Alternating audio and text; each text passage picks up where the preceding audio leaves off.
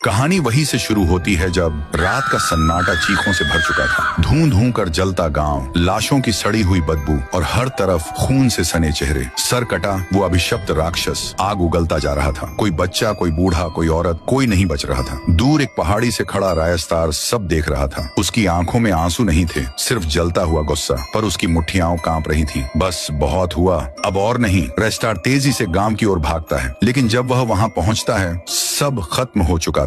हर ओर राख और कुछ जिंदा बचे लोग जो घुटनों के बल गिरकर रो रहे थे। रेस्टार, हमें माफ कर दो, हमसे बहुत बड़ी गलती हो गई, अब बस हमें बचा लो। अगली सुबह मौत के जंगल में रेस्टार अकेले उसी जंगल में पहुंचता है जहां सर कटा का बसेरा था। जैसे ही उसने पहला कदम जंगल में रखा, कहीं से अजीब सी गूंजती हुई आवाज आई, क्यों आया है? तेरी मौत तेरे सामने खड़ी है, लौट जा। पर रेस्टार नहीं रुका। वो सीधा उस शापित पेड़ के नीचे गया जहां सर कटा की आत्मा बसती थी। उसने गरज कर कहा, गांव वालों से गलती हुई है, पर अब और बर्बादी मत कर। उन्हें अपनी गलती का पछतावा है, रुक जा। एक पल की खामोशी और फिर आसमान से एक जलता हुआ अग्निबाण रेस्टार की ओर बढ़ता है। वो बाल बाल बचता है और एक पुराने पेड़ की ओट में छिप जाता है। जंगल फिर शांत हो जाता है, लेकिन तभी रेस्टार दूर से एक परछाई देखता है। वो सर कटा नहीं था, वो कुछ और था। रेस्टार के रोंगटे खड़े हो जाते हैं और वो जंगल से बाहर चला जाता है। रात गहराई, गांव अब वीरान था। हर कोने में बस राख और खामोशी। तभी सर कटा लौट आता है, पर गांव में कोई नहीं था। उसकी आंखों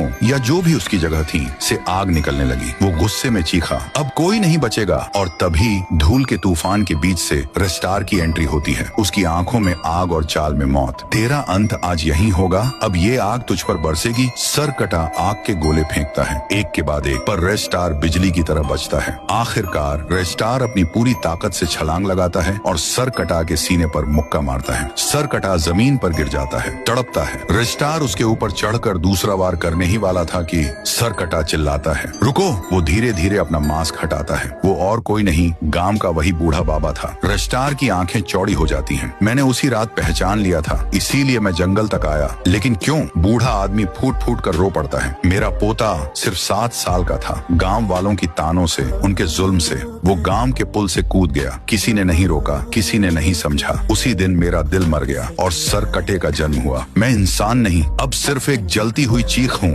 रायस्तार की आंखों से आंसू बह रहे थे। उसने बुजुर्ग को गले लगाया, पर वो सिर्फ धुआं बनकर बिखर गया।